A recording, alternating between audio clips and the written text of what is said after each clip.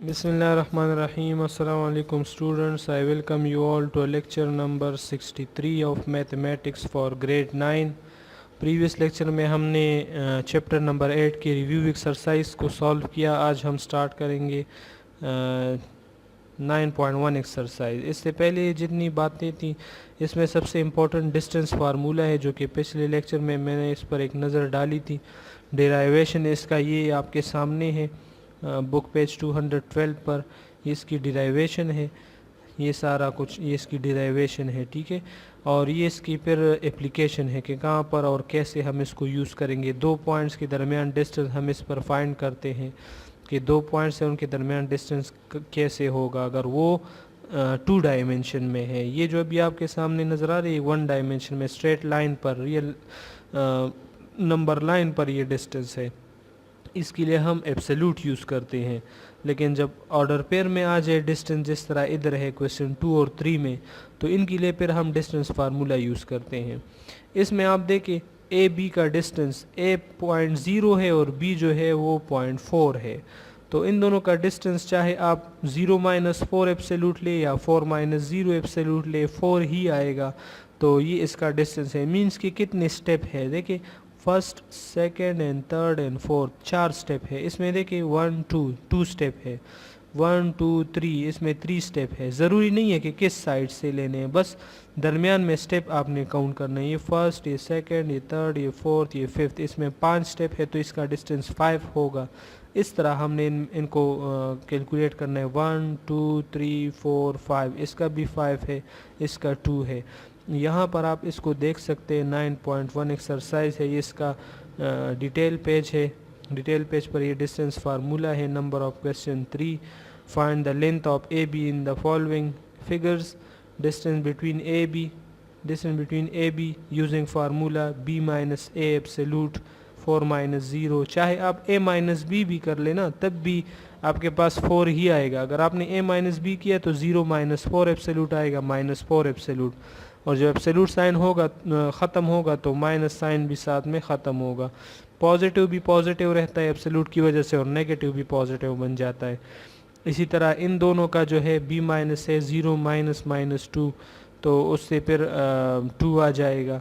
इसी तरह इसमें 5-2, इससे 3 आएगा। ये देखिए आप यहाँ पर 5-2 3। ये इंतहाई आसान है, इसको आई थिंक करने की ज़रूरत भी नहीं है। आप लोग ख़ुद इसको देख ले तो समझ आ जाएगा। बी वाले नंबर से ए वाला नंबर सब्ट्रैक्ट करना है। असल क्वेश्चन यहाँ पर है, ये 2 पॉइंट्स गिवन है, इनमें आपने डिस्टेंस फार्मूला यूज़ करना है। एक पॉइंट को आप ए नाम दे, दूसरे को बी नाम दे। ये 1 जो है इसमें ये पहला 1 ये x1 है, ये y1, ये x2, ये y2। तो हम क्या लिखते हैं, x2 minus x1 whole square and y2 minus y1 whole square. x2 और y2 3 है, देखिए 3 और x1 और y1 1 है। तो 3 - 1 whole square plus 3 - 1 whole square, 2 whole square plus 2 square, 4 + 4 8, और 8 को हम 2√2 लिख सकते हैं। तो ए बी का डिस्टेंस ये 2√2 आएगा। इन दो ऑर्डर पेयर को ए बी का नाम दे, ये x1 ये y1, ये x2 ये y2। तो जब आप फार्मूला लिख रहे हो उसमें वैल्यूज पुट कर ले, तो 4 - 1 होल स्क्वायर एंड 5 - 2। x2 4 है, यहाँ पर आप देख सकते हैं ये x2 है, ये y2 है, और ये x1 ये y1। x2 - x1 मीन 4 - 1, तो यहाँ पर आप देख ले 4 - 1। y2 - 1 y1 मीन्स 5 - 2, तो यहाँ पर आप देख ले 5 - 2 होल स्क्वायर। एक से 3 आएगा, दूसरे से भी 3 आएगा। 9 + 9 18, और इसको हम 3√2 में लिख सकते हैं, क्योंकि 18 को आप पहले लिखे 9 × 2, फिर 9 का अलग स्क्वायर रूट, 2 का अलग, 9 स्क्वायर रूट से 3 आएगा और 2 स्क्वायर रूट अपनी जगह पर। So the distance between A B is 3√2। फिर इसमें इसी क्वेश्चन में ये बाकी जो 2 पार्ट्स है ये आप लोग खुद कर ले, ये वाले इसी नोट्स में है भी, आगे इसमें आ जाएंगे, लेकिन ये आप लोग खुद ट्राई कर ले। क्वेश्चन नंबर 3 में ओ ए बी सी डी ई, ये 5 जो ये 6 पॉइंट्स गिवन है, और इन सब की डिस्टेंस आपने फाइंड करने। O A, O B, O C, A D, A B, A C and B E, इन सब का डिस्टेंस फाइंड करना है। तो ओ ए का डिस्टेंस फाइंड करने के लिए आप ओ और ए पॉइंट लें, ठीक है। ओ वाले जो है x1 y1 होंगे और ये ए वाले x2 y2। तो x2 minus x1 means 3 minus 0, y2 minus y1 means 4 minus 0। सो 3 स्क्वायर प्लस 4 स्क्वायर 9 प्लस 16 25 आएगा। 25 स्क्वायर रूट से 5 आ जाएगा। सो ओ ए का डिस्टेंस 5 हो जाएगा। फिर ओ बी जो है वो फाइंड करेंगे तो इसमें 5 माइनस 0 और 12 माइनस 0 आएगा। तो उससे माइनस 5 स्क्वायर और 12 स्क्वायर 25 144, उससे 169 आ जाएगा। 169 स्क्वायर रूट जो है वो 13 की इक्वल है, तो इसका डिस्टेंस 13 आ जाएगा। बहुत ज़्यादा आसान है, कोई भी इसमें मुश्किल नहीं है। ओ सी का डिस्टेंस जो है इसमें ओ वाले x1 y1 ये x2 y2, x2 minus x1 mean 15 minus 0, y2 minus y1 mean minus 8 minus 0। तो 15 स्क्वायर और माइनस 8 स्क्वायर, उससे 225, यहाँ से 64, 289 आ जाएगा, इससे 17 आ जाएगा। इस डिस्टेंस 17 ओ सी का डिस्टेंस। फिर जब आप ए डी का डिस्टेंस फाइंड करेंगे तो ये ए वाले x1 y1 डी वाले x2 y2। x2 minus x1 means y 11 minus 3, 11 minus 3 whole square plus minus 3 minus 4 whole square. यहाँ पर आप देख ले 11 माइनस 3 और माइनस 3 माइनस 4, इससे 8 स्क्वायर, ये माइनस 7 स्क्वायर, ये 64, ये 49, 113। ये और सिंप्लीफाई नहीं हो सकता है तो इसको ऐसे ही रहने दें। फिर ये ए बी वाला है, ये आप लोग खुद कर ले। ये x1 y1 है, x2 y2, माइनस 5 माइनस 3 और 12 माइनस 4। ये देखिए ये आ रहा है 8√2 इसका आंसर है, क्योंकि इसको आप लेके 62 मल्टीप्लाई 2, सॉरी 64 मल्टीप्लाई 2।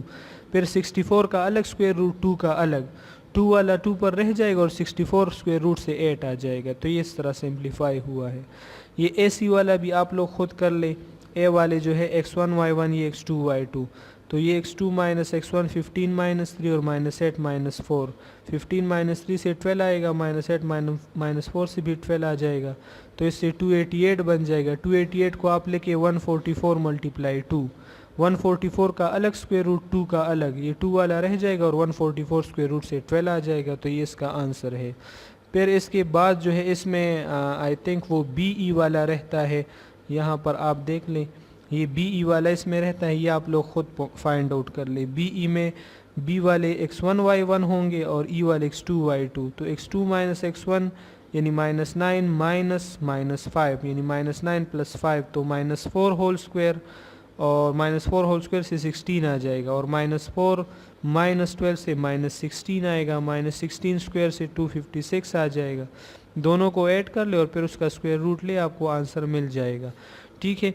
इसके बाद जो है नेक्स्ट हमारा जो टॉपिक है वो कोलिनियर पॉइंट्स है। कोलिनियर पॉइंट्स क्या होते हैं? ऐसे पॉइंट्स जो एक ही लाइन पर लाई कर रहे हो। ये ए बी सी पॉइंट जो है इनको अगर आप ज्वाइन कर ले, इससे एक ही लाइन बनता है, एक लाइन बनता है, स्ट्रेट लाइन। तो इनको कोलिनियर पॉइंट्स कहते हैं। यहाँ पर जो डी ई एफ है ना, ये एक ही लाइन से ज्वाइन नहीं हो सकते, एक ही स्ट्रेट लाइन। ऐसे कर्व लाइन से ज्वाइन तो हो सकते हैं, लेकिन स्ट्रेट लाइन या तो डी ई को ज्वाइन करेगा, या ई एफ को ज्वाइन करेगा, या डी एफ को ज्वाइन करेगा। तो एक ही लाइन से ये तीनों पॉइंट्स ज्वाइन नहीं हो सकते। ऐसे पॉइंट्स को नॉन कोलिनियर पॉइंट्स बोलते हैं। कोलिनियर पॉइंट्स के लिए कंडीशन ये है कि इसमें यहाँ पर अगर आप देखें तो A B plus B C ये इक्वल होगा ए सी के। ये ए से लेकर सी तक जो डिस्टेंस है ना, ये ए बी और प्लस बी सी से बना है। तो कोलिनियर पॉइंट्स जब हम शो करेंगे कि ये तीन पॉइंट्स कोलिनियर है, तो इसमें हम ए बी, बी सी और ए सी तीनों डिस्टेंस फाइंड करेंगे। A B C points given है, पहले ए बी का डिस्टेंस फाइंड किया है, फिर बी सी का डिस्टेंस फाइंड किया है, फिर ए सी का। अब इन दोनों में अगर आप देखें तो ए बी और बी सी को जब आप ऐड करते हैं इन दोनों को, 3 + 4 7/√2, तो उससे ए सी वाला डिस्टेंस बनता है। Since this is obviously it's true, so A, B, C are collinear points। और अगर इस तरह ट्रू ना हो, मतलब दो के सम से तीसरा नहीं आ रहा, तो वो फिर कोलिनियर पॉइंट्स नहीं होंगे। इसमें फिर कुछ ट्राइंगल्स की बात हो रही है। इक्विलेटरल ट्राइंगल, इसमें तीनों साइड्स इक्वल होते हैं। हमें 3 पॉइंट्स गिवन होंगे कि शो करें कि these are the vertices of an equilateral triangle. तो ए बी सी है, पहले ए बी डिस्टेंस फाइंड कर ले, ए बी फिर बी सी फिर ए सी। तो अगर तीनों डिस्टेंसेस आपस में इक्वल है तो it means these are the sides of equilateral triangle. और अगर तीनों डिस्टेंसेस इक्वल नहीं है तो फिर वो इक्विलेटरल ट्राइंगल नहीं होगा। अगर दो डिस्टेंसेस इक्वल हो, ए बी और बी सी, या ए बी और ए सी या बी सी और ए सी, मतलब इन तीनों में से कोई भी दो साइड्स इक्वल हो तो फिर वो आइसोसेलेस ट्राइंगल होगा, और अगर तीनों डिफरेंट है तो फिर स्केलिन ट्राइंगल होगा। वो भी यहाँ पर आ जाते हैं। देखिए आइसोसेलेस ट्राइंगल में दो एंगल्स और दो साइड्स इक्वल होते हैं, ये उसका एग्जांपल है। इसमें जब आप ए बी बी सी और ए सी फाइंड कर ले तो देखिए ए बी और बी सी सेम आ रहे हैं। तो जब दो साइड सेम है और तीसरा डिफरेंट है तो it means these are the vertices of isosceles triangle. Scalene triangle में तीनों साइड डिफरेंट होते हैं, तो इसमें जब आप ए बी बी सी और ए सी फाइंड कर ले तो तीनों डिफरेंट आएंगे।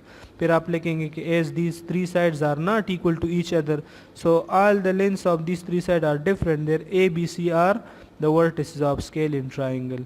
राइट एंगल ट्राइंगल के लिए तो पाइथागोरस थ्योरम है। इसमें जब आप ए बी बी सी और ए सी फाइंड कर ले तो इसमें फिर सबसे जो बड़ा साइड होगा वो हाइपोटेन्यूज होगा, उसका स्क्वायर बाकी दो साइड्स के स्क्वायर के सम के अगर बराबर है तो वो राइट एंगल ट्राइंगल होगा, अगर वैसा नहीं है तो फिर राइट एंगल ट्राइंगल नहीं होगा।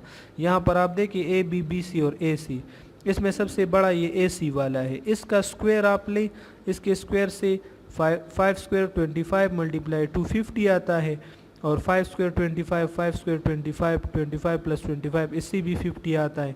इसमें वो कंडीशन ट्रू है कि एक साइड के स्क्वायर से बाकी दो साइड के स्क्वायर का सम आता है।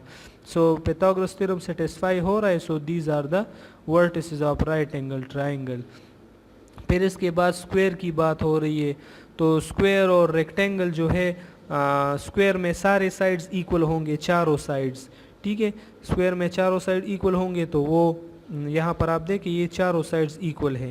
फिर उसके बाद डायगोनल की हम बात करेंगे, अगर डायगोनल भी इक्वल हो तो वो फिर स्क्वायर होगा, और डायगोनल इक्वल नहीं है फिर वो स्क्वायर नहीं होगा, फिर उसको आप उसका दूसरा नाम है रोम्बस, फिर उसको कहते हैं। रोम्बस में सारे साइड्स इक्वल होते हैं लेकिन डायगोनल्स इक्वल नहीं होते।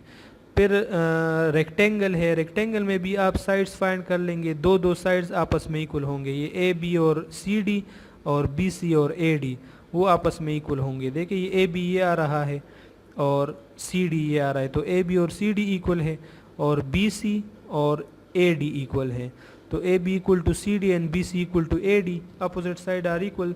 और फिर उसके बाद डायगोनल की तरफ आ जाए ए सी और बी डी, अगर डायगोनल्स भी इक्वल हो तो वो रेक्टेंगल होगा, अगर डायगोनल इक्वल ना हुए सिर्फ अपोजिट साइड इक्वल हुए तो उसको फिर हम पैरेललोग्राम कहते हैं, क्योंकि पैरेललोग्राम में डायगोनल इक्वल नहीं होते और अपोजिट साइड इक्वल होते हैं। यहाँ पर आप देख लें एफ जी ये आया है और जी एच भी यही 2√5, जे एच 2√5, जी एच जो है √58 और एफ जे वो √58, तो अपोजिट साइड तो इसकी इक्वल है। फिर जब हम डायगोनल फाइंड करते हैं तो डायगोनल इसकी अनइक्वल है, तो जब डायगोनल अनइक्वल हो तो वो फिर पैरेललोग्राम बनाता है। ठीक है, इंशाल्लाह नेक्स्ट लेक्चर में हम ये 6.2 एक्सरसाइज स्टार्ट करेंगे। तब तक आप 9.1 एक्सरसाइज के वो रिमेनिंग क्वेश्चन सॉल्व कर ले, उनकी प्रैक्टिस कर ले, और इस 9.2 एक्सरसाइज से पहले जितनी थ्योरी और एग्जाम्पल है वो स्टडी कर ले। तब तक के लिए अपना ढेर सारा ख्याल रखिएगा। अल्लाह हाफिज़।